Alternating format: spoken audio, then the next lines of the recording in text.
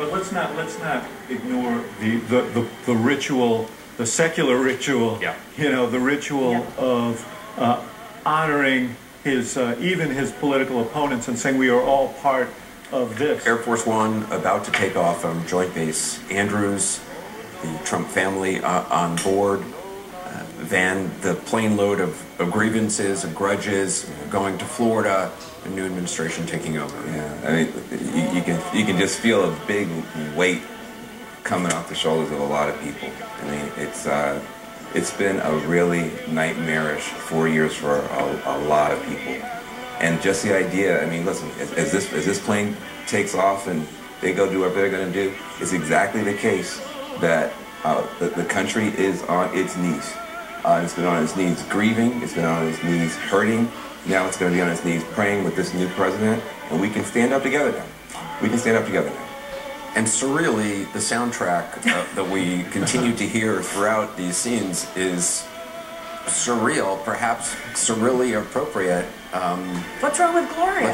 Let's just watch in silence as this Air Force One takes off and the Trump family leaves Washington, leaves the seat of power.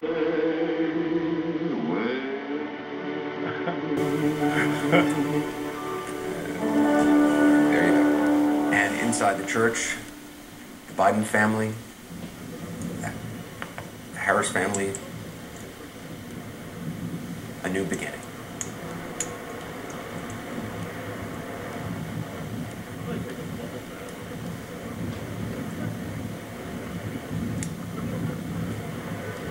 Evan, it's so interesting what you said about not only the significance of this church, but also the significance of faith for Joe Biden throughout his life, at key moments in his life. Yeah, I mean, and at the worst moments. Look, after the death of his late wife, Nelia Hunter, and his daughter in 1972, he said at that time, look, I had been raised on the scriptures, and I could not find the answers in there.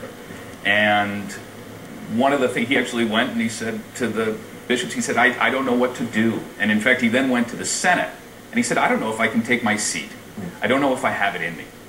And the Senate, there were these older members of the Senate who said to him, some of whom had suffered terrible tragedies in their own lives, and they said, the way you're going to get through this is by throwing yourself into your work, by giving yourself a sense of purpose, a reason to get up every day. And you don't have the luxury of failing because you have these two boys at home, and you've got to succeed for them. So he went off to the Senate, and that was the beginning of this path that leads him right up to today. Mitch McConnell, we see there, Nancy Pelosi as well, David Axelrod, social distancing, you see in effect. I mean, little things, but already signs of big changes. Yeah, but this symbolism is so important that we can, to reestablish the notion that we can be political opponents without savaging and destroying each other. You know, Biden's faith is not just his Catholic faith, but he has great faith in the institutions of our democracy. He believes in them. You know, he was not one. We were a bunch of outsiders who came to the White House.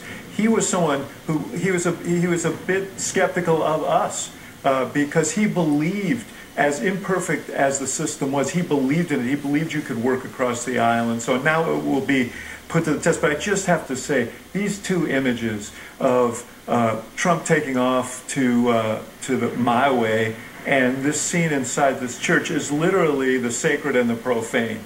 The reality show leaving town and the sobriety of what we're watching in this church, and it does give you hope.